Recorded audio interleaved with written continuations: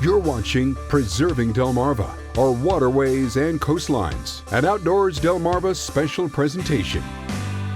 The ocean is the most powerful force in the world, so it takes a great deal of effort to keep it from reclaiming the land. Carly Toulin and Billy Weiland of Maryland Coastal Bay's program took me on a tour in the Chincoteague-bay to see those efforts for myself.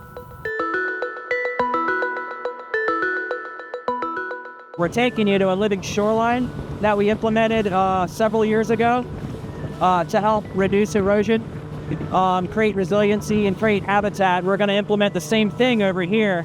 What you're seeing there, that's the visitor center for Astig Island National Seashore.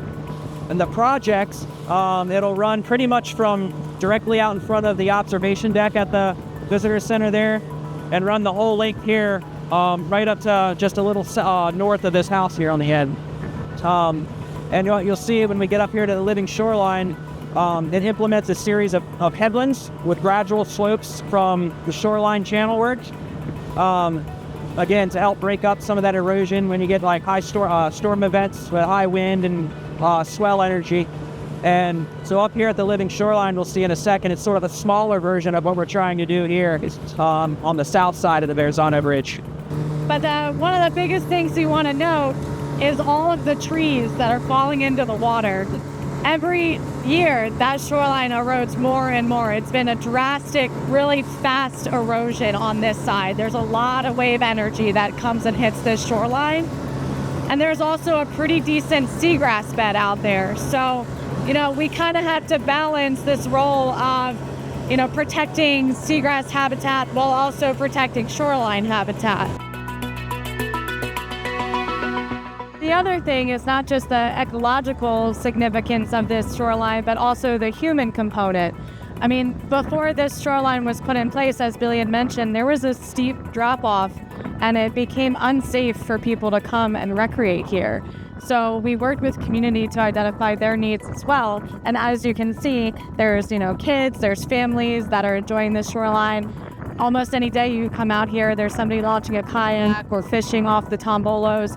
So we wanted to create habitat for both, the coastal bay's critters, the birds, the horseshoe crabs, all of those things. But we also wanted to provide a safe place for people to recreate and enjoy our coastal bay's watershed.